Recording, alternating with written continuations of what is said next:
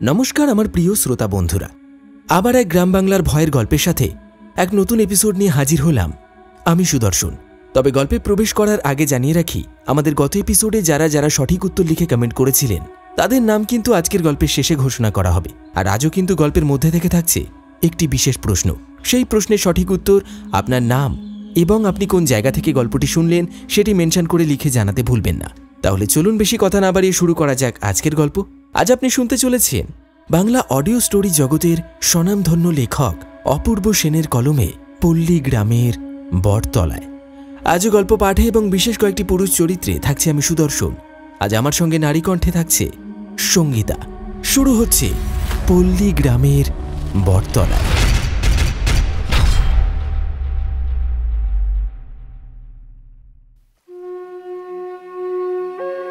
সালটা তখন 1980-র গোড়া। দেশ ভাগ হয়ে গেছে, কিন্তু গ্রাম বাংলার জীবন খুব একটা বদলায়নি। শহরের ছোঁয়া তখনও পৌঁছায়নি অনেক গ্রামে। তেমনই এক গ্রাম নদিয়া জেলার ভেতরে, পুকুর, বন, জঙ্গল আর টিনের চালের বাড়িতে ভরা। ঘোষবাটি, চারিদিকে ধান ক্ষেত, কলা বাগান আর সন্ধে হলেই নিস্তব্ধ হয়ে যাওয়া মাঠঘাট। এই গ্রামেরই এক প্রান্তে লোকালয় থেকে বেশ খানিকটা দূরে পাঁশুটি গাছ আর জঙ্গলে ঘেরা একটা পুরনো পুকুর, যার নাম নীল পুকুর। কিন্তু কেউ একে নীল বলে না। মুখে মুখে ছড়িয়ে পড়েছে এর আরেক নাম, রক্ত পুকুর। এই পুকুর নিয়ে গ্রামের ভিতর চাপা একটা ভয় বাস করে আছে বহু বছর ধরে। দিনের আলোতেও কেউ যায় না ওই পাড়ে। লোকজন বলে পুকুরটার জলে কিছু একটা আছে, কিছু পুরনো অভিশপ্ত, যেটা রাতে জেগে ওঠে। বিশেষ করে বছরের কিছু রাত থাকে যখন পুকুরটা নাকি আর জলধারা থাকে না, পরিণত হয় রক্তে।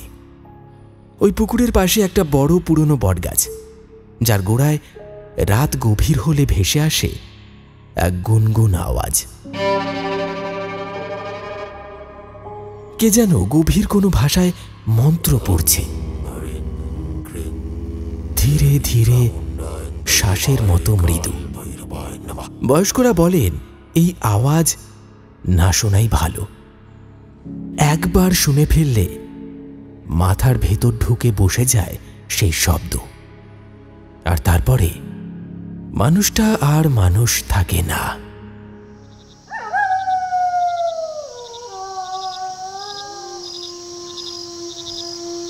এইরকমই একটা পূর্ণিমার রাত, চৈত্র মাস।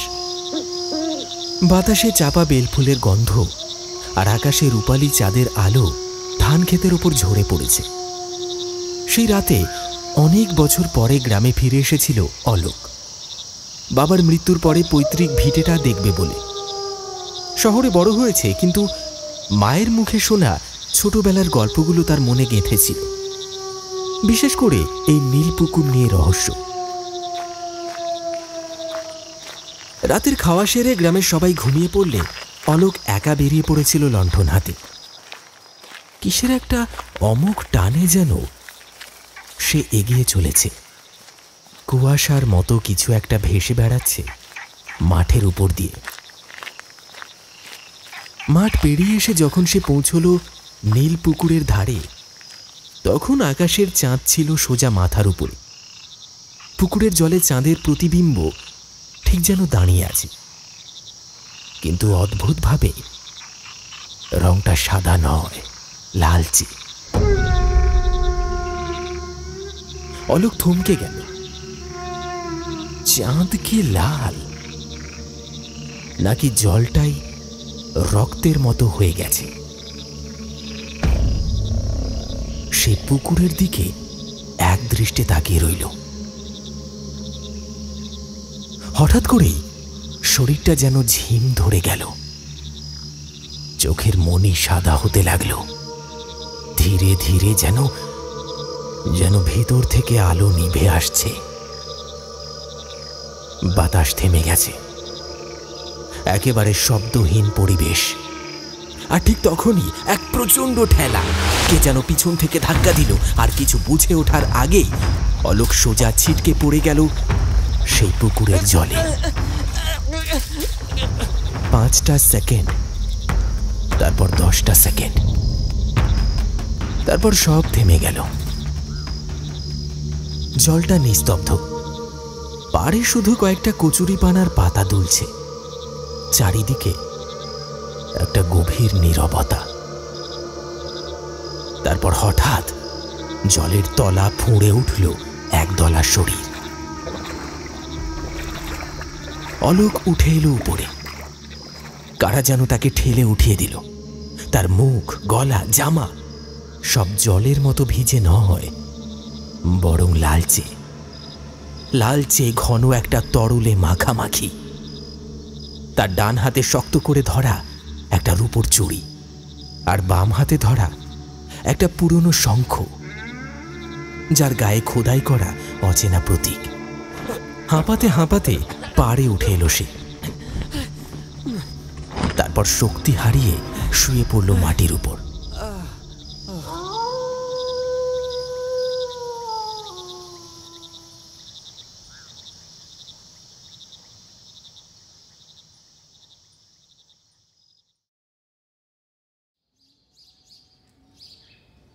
সকালে রোদ পড়েছে তার চোখে। পাখির ডাক শুনে ঘুম ভাঙল অলোকের। এক ঝটকায় উঠে বসল। তারপর চারিদিকে তাকালো। সে শুয়ে আছে নীল পুকুরের পাড়ে। শরীর ভেজা, কাঁপছে। জামা কাপড়ে লালচে দাগ, কাদার মতো, কিন্তু গন্ধটা রক্তের মতো। আর হাত দুটো তখনও আঁকড়ে ধরে আছে সেই চুড়ি আর শঙ্খ। আমি এখানে কেন?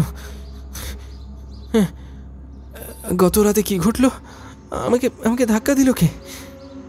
প্রশ্নে ভরে গেল তার মাথা, কিন্তু কোনো উত্তর নেই। শুধু বুকের ভিতর এক অজানা কাঁপুনি, আর হাতের তালুতে ধরা সেই রহস্যের চাবি, রূপোর চুড়ি আর শঙ্খ।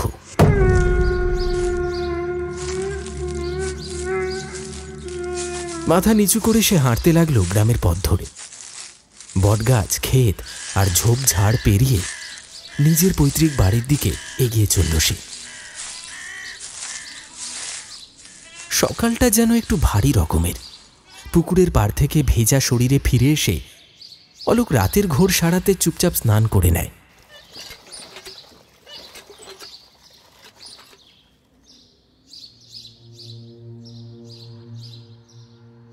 মাথাটা কেমন হালকা ভারী লাগছিল, শরীরেও ক্লান্তির ছাপ।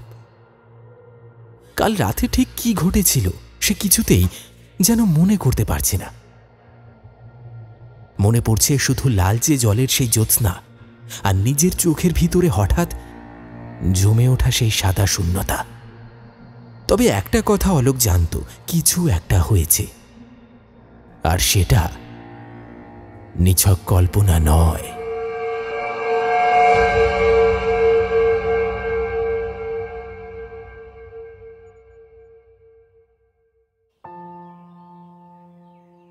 অলোক শখের ফটোগ্রাফার। শহরে তার ছোটখাটো একটা স্টুডিও আছে। প্রকৃতির ছবি তুলতেই বেশি ভালোবাসে। শহরের কোলাহল থেকে দূরে কোথাও গিয়ে ক্যামেরা কাঁধে নিয়ে ঘুরে বেড়ানো যেন তার কাছে নেশার মতো। আর সেই কারণেই এই দেশের বাড়িতে তার ফেরা, যেখানে তার জন্ম হলেও শৈশব কেটেছে শহরের ফ্ল্যাট বন্ধ জীবনে। পিতা মাতা নাকি অলোকের জন্মের কিছুদিন পরেই এই গ্রাম ছেড়ে চলে গিয়েছিলেন চিরতরে। মায়ের মুখে অনেকবার শুনেছে সে, এই ঘোষবাটিতে তার এক দিদিও ছিল, চাঁদের মতন মিষ্টি মুখ, যার বয়স তখন 5। অলোক যখন গর্ভে তখনই ঘটে যায় এক মর্মান্তিক ঘটনা। দিদি ডুবে যায় নীল পুকুরে। তার মৃত্যু ঘিরে যে কাহিনী তা নিয়ে মা কখনো স্পষ্ট কিছু বলেননি, শুধু আতঙ্কে কাঁপা চোখ আর একটা মুখ ফেলার চেষ্টা। যেন কোনো অশুভ ছায়া অতীত থেকে এখনো মায়ের মনে বাসা বেঁধে আছে।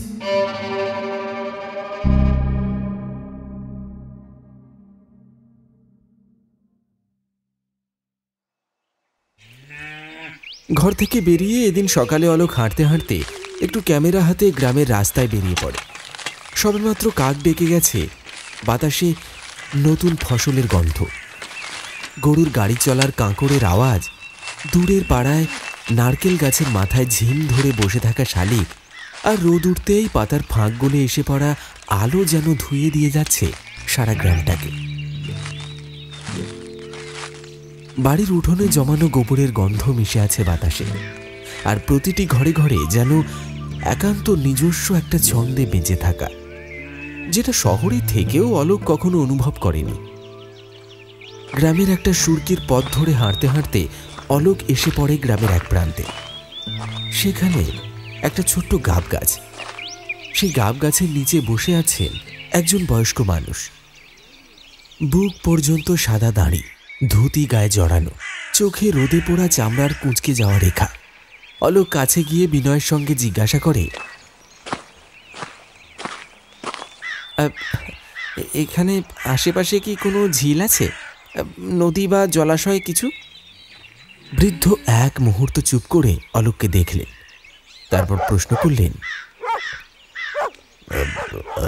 তুমি কে বাবা? কোথা থেকে এসেছো? অলোক নিজের পরিচয় দেয়, বলে, আমি অমল ঘোষের ছেলে অলোক ঘোষ। বৃদ্ধর মুখের চামড়া কুঁচকে যায়, চোখটা সরু হয়ে ওঠে, তারপর বলে, তোমার বাবা অমল? ও, তার মানে তুমি তখনও হওনি। তখনই তোমার বাবা এই গ্রাম ছেড়ে চলে গিয়েছিল। সে এক ভয়ানক সময়। তোমার দিদি সে চলে গেল, কে যেন ডেকে নিয়ে গিয়েছিল। এই পর্যন্ত বলেই থেমে যায় তিনি। অলোকের মনটা কেমন যেন দপ করে ওঠে। সে একটু কাছে গিয়ে ফিস ফিস করে জিজ্ঞেস করে, কি হয়েছিল বলতে পারেন? মা আজও কিছু বলেন না, শুধু চুপ করে থাকেন, জানতে ইচ্ছা করে।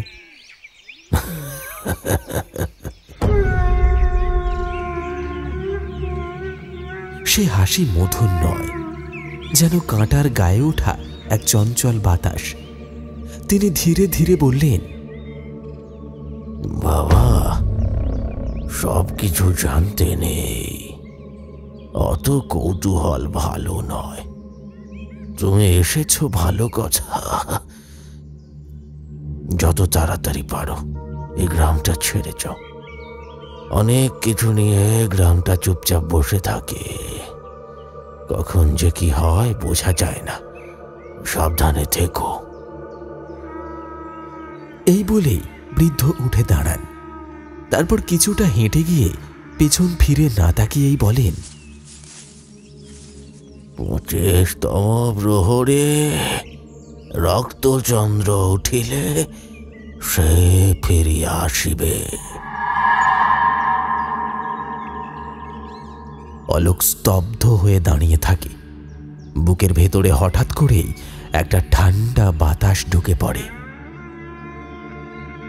রক্তচন্দ্র, 25তম প্রহর, শব্দগুলো যেন গায়ে কাঁটা দিয়ে ওঠে। কি বললেন লোকটা? সে কে? আর ফিরে আসা মানে? কোনো প্রশ্ন করার আগেই বৃদ্ধ সোজা এগিয়ে দূরে চলে যান। অলোক দাঁড়িয়ে থাকে একা। আশেপাশে হঠাৎ করে যেন কেমন একটা ধোঁয়াশা ঘনিয়ে আসে। চারপাশ নিস্তব্ধ, আর তার বুকের ভিতর ধীরে ধীরে গড়িয়ে পড়ে শিউরে ওঠা এক অচেনা ছায়া।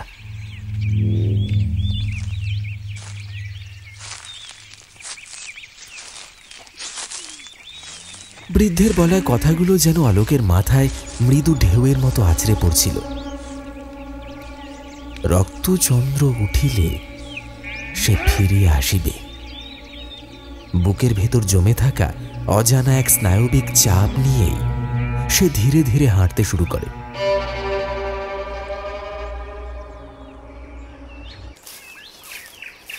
গলায় ঝুলে থাকা ক্যামেরাটা ওর পরিচিত অস্ত্র। যে পথটা বৃদ্ধ দেখিয়ে দিয়েছিলেন সেদিকে এগিয়ে যেতে থাকে অলোক। পায়ের নিচে শুকনো পাতা কচমচ শব্দ করে ওঠে। মাথার উপরে কাকের ডাক আর পাখিদের চেঁচামেচি। বাতাসে দুলে ওঠা তালগাছের পাতার ঝুমঝুম শব্দে যেন প্রকৃতি তাকে সতর্ক করে দিচ্ছে, তবু পা থামে না। একসময় চোখের সামনে খুলে যায় এক বিস্তীর্ণ প্রান্তর। মাঝখানে অদ্ভুত শান্ত এক ঝিল, যেন আয়নার মতো নিস্তরঙ্গ। চারপাশটা জুড়ে খোলা মাঠ, গরু মোষ এসব চড়ে বেড়াচ্ছে। ছোট ছোট ছাগলগুলো দৌড়ে পাড় ঘেঁষে খেলছে। অলোক ক্যামেরা বের করে ফ্রেম খুঁজতে শুরু করে। সেই ঝিলের শীতল জলে ভেসে আছে কিছু কচুরিপানা, আর তার পাশে একদল বক দাঁড়িয়ে, যেন স্থির সময়ের প্রহরী। হঠাৎ করেই ক্যামেরার লেন্সে চোখ রাখতেই যেন একটা অচেনা মুখ, একটা কোমল হাসি মাখা মেয়ের মুখ ভেসে উঠল। চকিতে ক্যামেরা নামাতেই সামনে দাঁড়িয়ে দেখতে পায় একটি মেয়ে ছাগল চড়াচ্ছে। মাথায় বেনি, শাড়ির আঁচল কোমরে গুঁজে রাখা, গায়ে হালকা শ্যামলা রং, চোখে সহজ সরলতা আর মুখে একটা অলীক মায়া। মেয়েটি একটু কৌতূহলী চোখে তাকিয়ে প্রশ্ন করে, ও বাবু, তোমার হাতে ওটা কি জিনিস? তার কণ্ঠে যেন পল্লী বাংলার সেই সহজতর সুর, যেখানে প্রশ্ন যেন শিশু সুলভ নির্ভরতায় ভরা। অলোক মৃদু হেসে বলে, এটাকে ক্যামেরা বলে। এর ভিতর দিয়ে আমি তোমার মতো মানুষের ছবি তুলে রাখি। ছবি মানে? কই দেখি কেমন জিনিস। মেয়েটির চোখ বড় হয়ে যায়। অলোক তার হাতে ক্যামেরাটা দিয়ে দেয়। মেয়েটি দু হাতে ধরে কৌতূহলে নাড়াচাড়া করে, চোখে লাগিয়ে দেখে, হাসে, ভাবে জিনিসটা যেন এক আশ্চর্য খেলনা। তোমার কয়েকটা ছবি তুলে দিই? দাও, তুলে দাও। অলোক ক্যামেরা সেট করে তার নিরীহ দাঁড়িয়ে থাকা মুখখানা ফ্রেমে নিয়ে একাধিক ছবি তোলে। মেয়েটির মাথার পাশে খোলা আকাশ, পিছনে কাদামাটি, মাঠ, পাশে ছাগলগুলো ঘুরছে, আর মাঝখানে এই মেয়েটি। ছবি তোলার পর ক্যামেরা আবার গলায় ঝুলিয়ে রাখে। মেয়েটি বলে, এইবার দাও, ছবি দাও। এখনই তো দিতে পারবো না, এটা একটা যন্ত্র। ছবিটা বের করতে হলে শহরে গিয়ে প্রিন্ট করাতে হবে। আমি যখন আবার আসবো তোমার ছবিটা নিয়ে আসবো সঙ্গে করে, কেমন?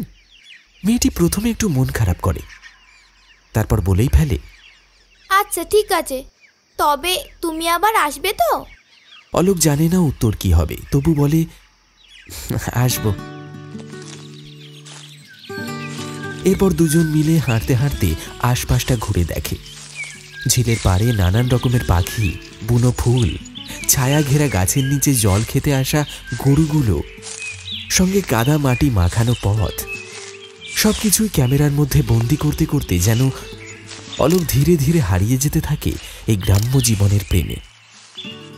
মেয়েটিও খুব স্বাভাবিকভাবেই কথা বলে, কখনো হাসে, কখনো গাছের ডালে ফুল ছুঁয়ে দেখায়। অলোকের কাছে সময়টা যেন স্থির হয়ে যায়। বুকের ভেতর অকারণ একটা উষ্ণতা ছড়িয়ে পড়ে। শেষে মেয়েটির নাম জানতে চায় অলোক। মেয়েটি মাথা নিচু করে হেসে বলে, আমার নাম পারু। অলোকও নিজের পরিচয় দেয়। সে কোথা থেকে এসেছে, কেন এসেছে, সবই বলে। পারু বিস্ময়ে চেয়ে থাকে তার মুখে। ওদিকে দিনের আলো একটু একটু করে নেমে আসে। ফেরার সময় অলোক বারবার ঘুরে তাকায়। পারুকে দেখে যেন মন ছুঁয়ে যায় এক মায়াবী অনুভূতি, যেন বহু চেনা, অথচ কখনো দেখা হয়নি আগে। বাড়ির পথে হাঁটতে হাঁটতে বারবার তার মনে পড়ে সেই সরল মুখখানা, চোখের ভাষা আর তার হাসির সুর।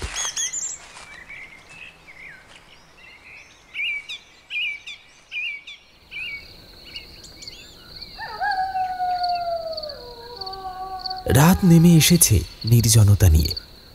চৈত্রের দিগন্ত বিস্তৃত গাঁগঞ্জের মধ্যে হারিয়ে যাওয়া এই টালির ছাউনিওয়ালা পুরনো ভাঙাচোরা মাটির বাড়িটার মধ্যেই অলোক যেন খুঁজে পেয়েছে এক অন্যরকম শান্তি। শহুরে কোলাহল, ব্যস্ততা, অনিশ্চয়তা থেকে অনেক দূরে নিঃসঙ্গ এই অচেনা গ্রামে এসে সে যেন নিজেকেই নতুন করে খুঁজে পাচ্ছে। শহরের ছেলে হলেও রান্নায় তার হাত বেশ পাকাপোক্ত। সন্ধেবেলায় ফিরে আসার পথে গ্রামের এক বৃদ্ধর কাছ থেকে নগণ্য মূল্যে সে কিনে এনেছে একটা দেশি মুরগি। ঘরে ফিরে নিজ হাতে চুলোয় মুঠো মুঠো খড় আর কাঠ জেলে রান্না করল ঝোলঝাল দেশি মুরগির ঝোল আর কয়েকটা রুটি। খাওয়া শেষে জলপান করে বুক ভরে একটা প্রশান্ত নিঃশ্বাস ফেলল। এ শান্তি যেন বহুদিন পর এসেছে তার জীবনে। সন্ধ্যাবেলায় আকাশে জটলা বাঁধছিল মেঘেরা। পশ্চিম দিগন্ত ধীরে ধীরে কালো হয়ে উঠছিল। মাঝে মাঝে বিদ্যুতের চমক যেন অদৃশ্য কোনো যন্ত্রণার পূর্বাভাস দিচ্ছিল। গ্রামে বিদ্যুৎ নেই তা জানত অলোক। তাই শহর থেকে হ্যারিকেন, কেরোসিন, দেশলাই ইত্যাদি গুছিয়ে এনেছিল আগেই। ঘরের কোণে রাখা হ্যারিকেন জ্বালিয়ে সে ঘরের অন্ধকারে বসে পড়ল। জানালার পাশে ঝিরঝিরে হাওয়ায় দুলছিল পর্দা। অলোক ছোট একটা খাটিয়ায় হেলান দিয়ে উপন্যাস খুলে পড়তে শুরু করে। রাতের স্তব্ধতা তখনও সম্পূর্ণ নেমে আসেনি, কিন্তু ঘরের বাইরে প্রকৃতি যেন ধীরে ধীরে অস্থির হয়ে উঠছে। হঠাৎ করে শুরু হয় বৃষ্টি ঝমঝমিয়ে, সে সঙ্গে হালকা ঝড়। জানালার কপাট নড়ে উঠছে শব্দ করে। সে উঠে গিয়ে খসখসে দড়ি দিয়ে জানালাটা বেঁধে দিল শক্ত করে।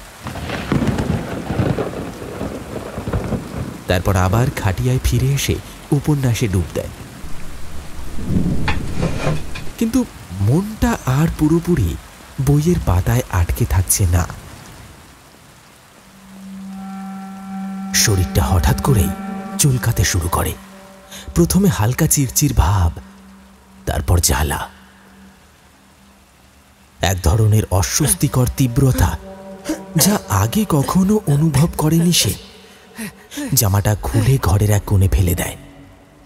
ঘরের হালকা আলোয় সে দেখে শরীরের বিভিন্ন অংশ লালচে আর ফোলা ফোলা দাগে ভরে উঠছে, যা স্পষ্ট হয়ে উঠছে। আর তার ভেতর থেকে যেন নিঃসৃত হচ্ছে ঘিন ঘিনে দুর্গন্ধ, যেন দীর্ঘদিন পচে থাকা পুকুরের জল অথবা মৃত প্রাণীর গন্ধ। বমি পেয়ে যায় অলোকে, কিন্তু গলা শুকিয়ে আসে। একটা অস্পষ্ট আতঙ্ক বুক চেপে ধরে।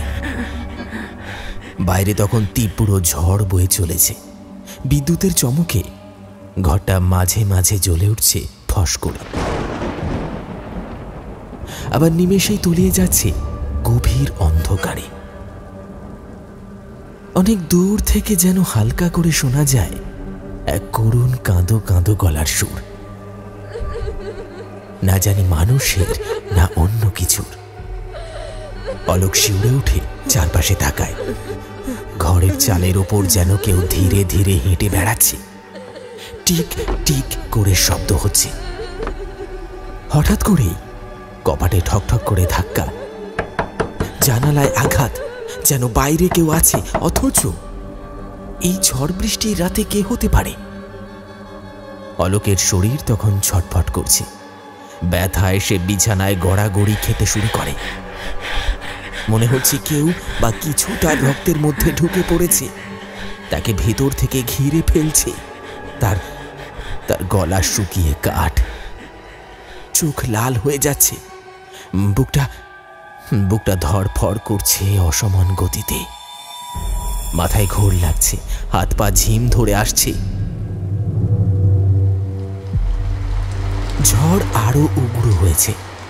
মাটির ঘরের দেওয়াল যেন কেঁপে উঠছে বারবার। হ্যারিকেনের আলোটা কাঁপছে বাতাসে।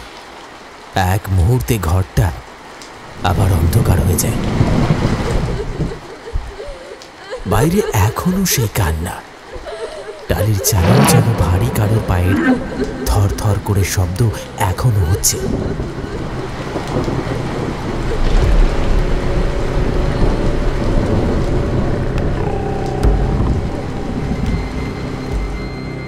জানালায় ছায়ামূর্তির মতো কিছু একটা ঘোরাফেরা করছে। অলোক চোখ বন্ধ করে ফেলেছে। সে আর সহ্য করতে পারছে না। একসময় চিৎকার করার চেষ্টা করেও গলা দিয়ে আওয়াজ বেরোয় না। জ্বালায় যন্ত্রণায় সে অজ্ঞান হয়ে পড়ে যায় খাটিয়ার উপর। সেই রাতে তার সঙ্গে আসলে কি ঘটে তা আর কেউ জানে না।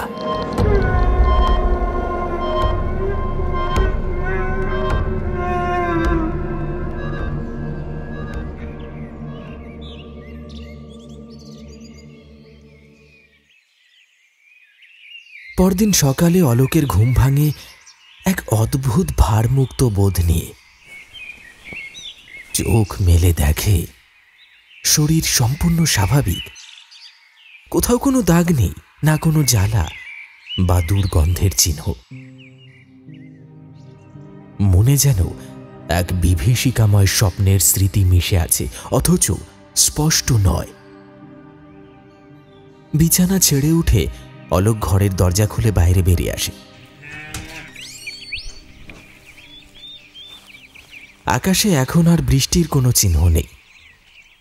এমন সময় কিছুটা দূরে বড় একটি শিমুল গাছের আড়াল থেকে যেন কেউ সরে পড়ল। অলোক চমকে উঠে বলল, কে কে কে কে ওখানে? কে? কোনো উত্তর নেই। কৌতূহলী হয়ে এগিয়ে গিয়ে দেখে গাছের আড়াল থেকে ধীরে ধীরে বেরিয়ে আসছে পারু।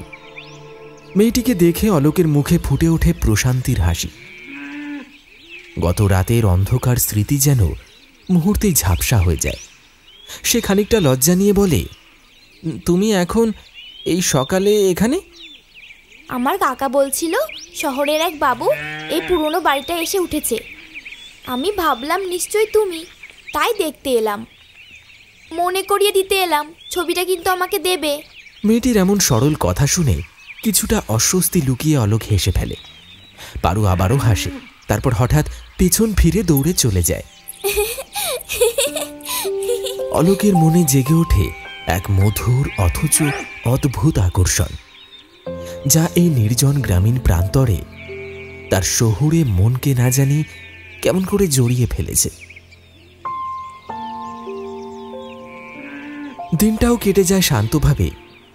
অলোক গ্রামের অলিগলি, নদীর ধারে, শ্মশান ঘাটে এসব জায়গায় ঘুরে বেড়ায়, কিন্তু সারাদিন আর পারুর সঙ্গে দেখা হয় না। সন্ধ্যা নামতেই আবারও আকাশ কালো করে বৃষ্টি শুরু হয়।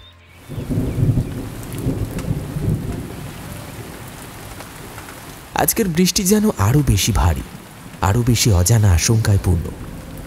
মাটির ঘরের ভিতর বসে অলোক অনুভব করে শরীরের ভেতর কিছু একটা যেন আস্তে আস্তে অস্থির হয়ে উঠছে। হঠাৎ করেই তার কানে আসে দূর থেকে ভেসে আসা একটা মন্ত্রোচ্চারণ। বারবার একই ছন্দে যেন অদৃশ্য কণ্ঠস্বর তাকে ডাকছে। তার চোখ ধীরে ধীরে বিবর্ণ হতে শুরু করে,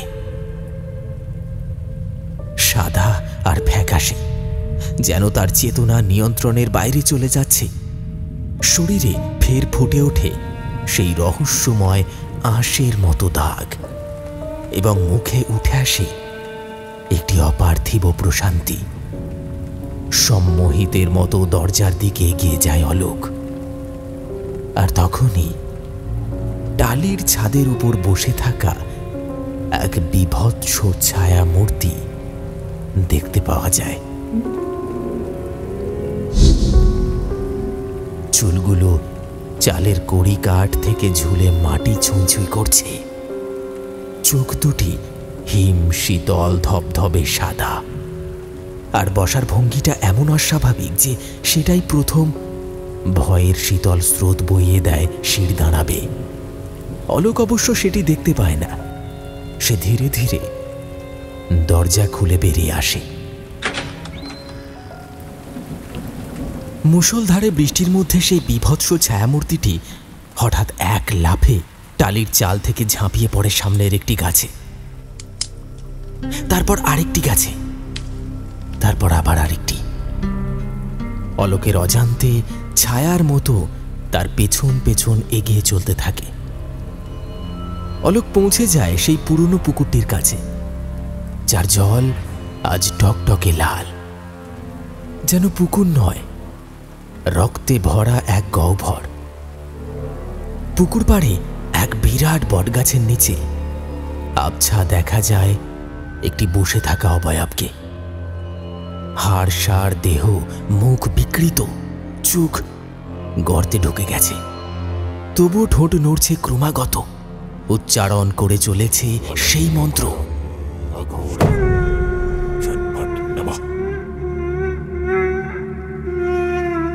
তার গলা যেন মৃত অথচ জ্যান্ত। একটা ধ্বনির ধাক্কায় অলোকের চেতনা দুলে যায়। অলোক এগিয়ে যায় সেই মৃতদেহের দিকে, বসে পড়ে তার সামনে।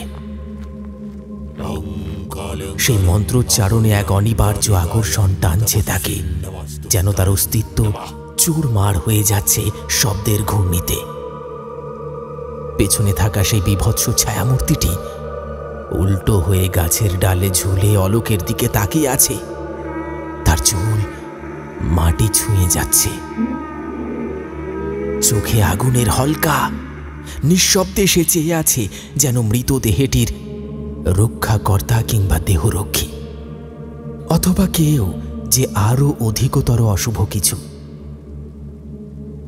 চারিদিক নিস্তব্ধ, শুধুই বৃষ্টির শব্দ আর সেই অবিরাম মন্ত্রোচ্চারণ। অলোকের চোখ নিঃশ্বাসের মতো বন্ধ হয়ে আসে। সে আর মানুষ থাকে না, একটা শরীর মাত্র হয়ে ওঠে। পুকুরের ধারে সেই মৃতপ্রায় দেহটি যেন ধ্বংসস্তূপ থেকে উঠে বসা এক অভিশপ্ত অতীত, তাকিয়েই রয়েছে অলোকের দিকে। শরীরটি পচে গিয়েছে, অথচ চোখ দুটি জ্বলছে দগদগে আগুনে। হঠাৎই তার ফাটল ধরা ঠোঁট দুটো কাঁপতে কাঁপতে উচ্চারণ করল এক অদ্ভুত কণ্ঠস্বর। ভেজা কাঁদা মাটির গভীরতা থেকে উঠে আসা যেন এক শীতল বিষাক্ত ফিসফিস। শুনতে পারছিস না তো অলোক? তুই আবার ফিরে এসেছিস এই অভিশপ্ত মাটিতে, এই পাপ পঙ্কিল পুকুরের ধারে। অলোকের সাদা হয়ে যাওয়া চোখ দুটি যেন ক্রমেই ফিরে পাচ্ছে সেই হারিয়ে যাওয়া চেতনা, যেন মনের গহীন গর্ভ থেকে উঠে আসছে শতাব্দী প্রাচীন কোনো দুঃস্বপ্নের ছবি। মৃতদেহটি বলতেই থাকল, কত জন্মে যখন তুই ছিলি এই গ্রামেরই এক সাহসী যুবক, তন্ত্র সাধনায় পারদর্শী, আমি তোর গরুর ছায়ায় থাকা সেই তান্ত্রিক, যে নরবলি আর কালো তন্ত্রের মাধ্যমে অমরত্ব খুঁজছিলাম। কিন্তু তুই তা হতে দিসনি। আমার মন্ত্র সাধনার মধ্যে গিয়ে শঙ্খধ্বনির এক শক্তিশালী প্রতিক্রিয়ায় ভেঙে দিয়েছিলি আমার সব তন্ত্র। তোর শেখানো সেই গুহতন্ত্র সাধনা আমার বিরুদ্ধে ব্যবহার করে আমায় বেঁধেছিলি এই অভিশপ্ত অবস্থায়। অলোক নির্বাক, যেন সব কথা সে শুনছে কিন্তু উত্তর দিতে পারছে না। তুই তো জানিস না, সেই অভিশাপের রাতে তোর দিদিকে প্রথম বলি দিয়েছিলাম এই পুকুরে। তার রূপোর চুড়ি যেটা তুই পেয়েছিলি, সেটা তোর স্মৃতির কবর থেকে বেরিয়ে আসেনি এখনো। তোর বাপ ভয়ে পালিয়ে গিয়েছিল, কিন্তু তুই ফিরে এসেছিস আবার এই জন্মে, আমার শাস্তি অসমাপ্ত রেখে। তার কণ্ঠে হিংসা, প্রতিহিংসা আর রক্ত পিপাসার থরথরান। তান্ত্রিক বলতেই থাকে, এই পূর্ণিমার প্রহরে তোকে আর একটিকে চাই আমার বলির জন্য। তোর রক্তে হবে আমার পুনর্জন্ম, আর 16 বছরের কুমারীর রক্তে হবে আমার শক্তির পূর্ণতা। তার ঠোঁটে এক শীতল বিকৃত হাসি। দেখ তো,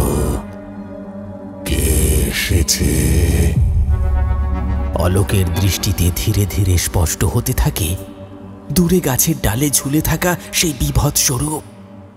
যেন গলিত মাংসের মাঝে অসংখ্য চোখ ফুটে উঠেছে, আর তার দুই কঙ্কালসার হাতের মধ্যে কোনো কিশোরীকে পাঁচগোলা করে ধরে রেখেছে। হ্যাঁ, সে আর কেউ নয়, সে আর কেউ নয়, সে পারু। তার চোখ বুজে আছে, শরীর নিস্তেজ। তান্ত্রিক হাসতে হাসতে বলে ওঠে,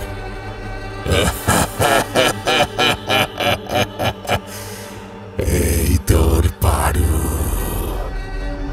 এই গ্রাম্য কিশোরী হবে আমার প্রায়শ্চিত্তের শেষ বলি। আজ বহু যুগ পরে পূর্ণিমার প্রহরে সব কিছু সম্পূর্ণ হবে।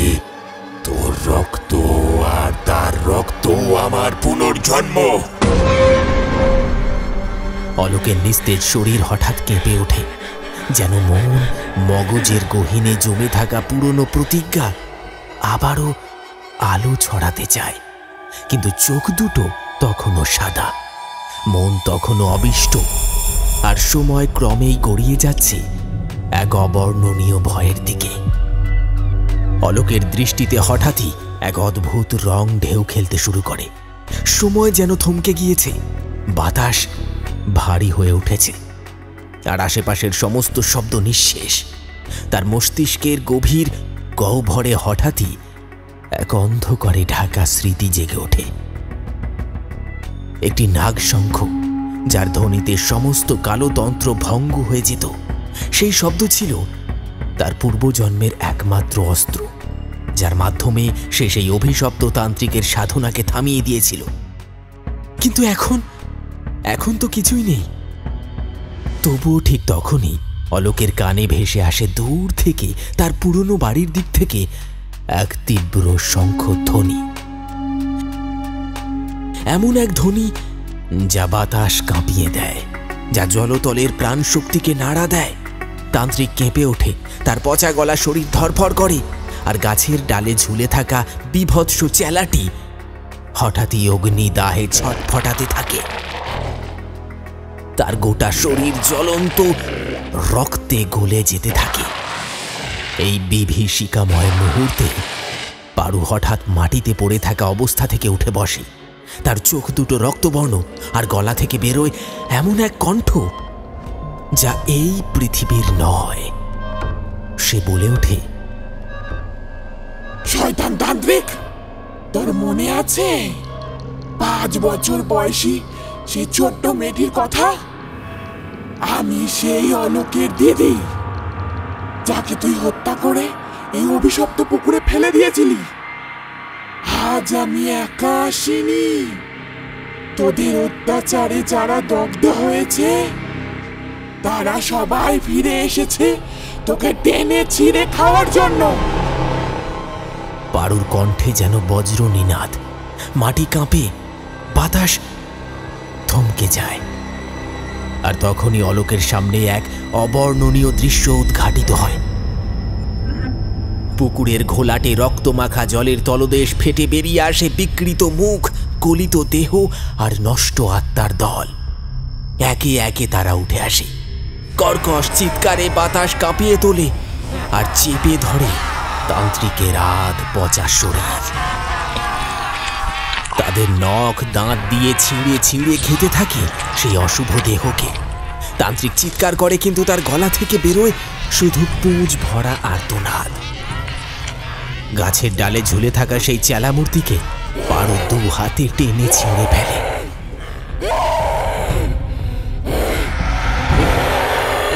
এক বিকট ছিন্ন ভিন্ন দৃশ্য, রক্ত আর অন্ত্র ছড়িয়ে পড়ে চারপাশে। অলোকের সামনে এই সমস্ত ঘটনা ঘটতে থাকে জীবন্ত দুঃস্বপ্নের মতো। তার দেহ যেন হিম হয়ে আসে, আর এক মুহূর্তে সে জ্ঞান হারিয়ে মাটিতে পড়ে যায়।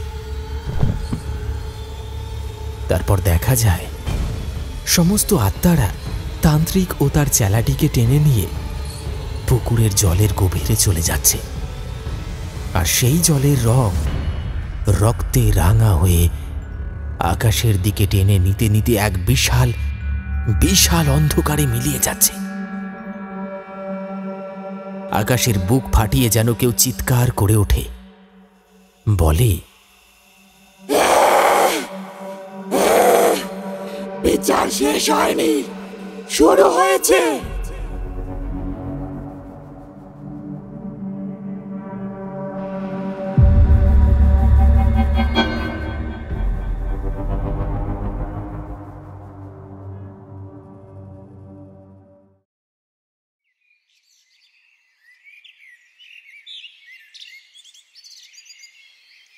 ভোরের আলোর সঙ্গে সঙ্গে পুকুর পাড়ের আকাশে জেগে উঠেছিল এক অপার্থিব নিস্তব্ধতা।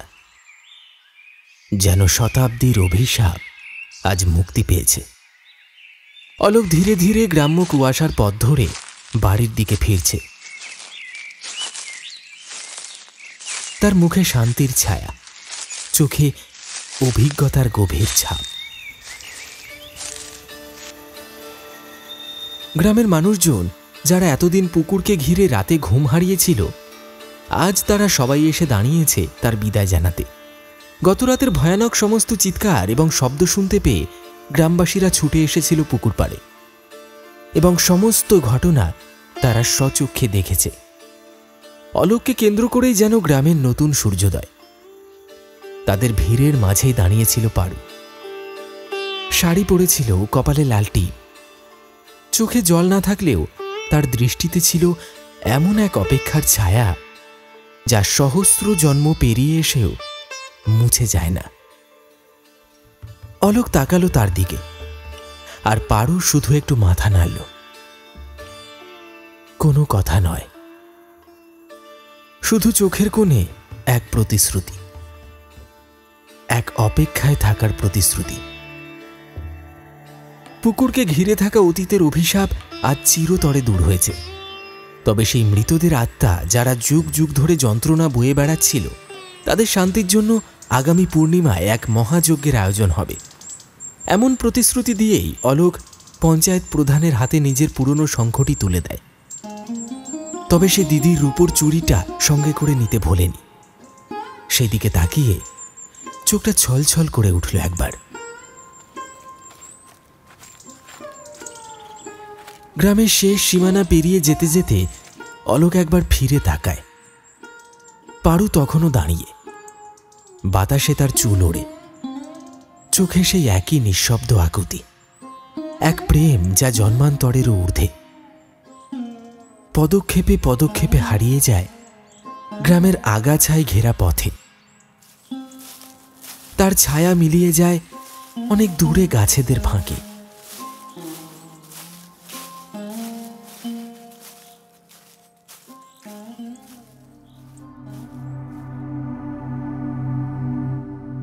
শুনলেন পল্লী গ্রামের বটতলায়। আমাদের আজকের নিবেদনের এই গল্পটি আপনার কেমন লাগলো অবশ্যই কমেন্টে লিখে জানাতে ভুলবেন না। যেমনটা গল্পের শুরুতে বলেছিলাম, আজও গল্পের মধ্যে থেকে থাকছে একটি বিশেষ প্রশ্ন। আর সেই প্রশ্নটি হচ্ছে, গল্পের প্রধান চরিত্র অলোক সেদিন নিজের হাতে রাতের বেলায় কি রান্না করে খেয়েছিল। খুবই সহজ একটা প্রশ্ন। প্রশ্নের সঠিক উত্তর, আপনার নাম এবং আপনি কোন জায়গা থেকে গল্পটি শুনছেন সেটি মেনশন করে লিখে জানাতে ভুলবেন না। তাহলে ঝটপট চলুন দেখে নেওয়া যাক আমাদের গত এপিসোডে কারা কারা সঠিক উত্তর লিখে কমেন্ট করেছিলেন।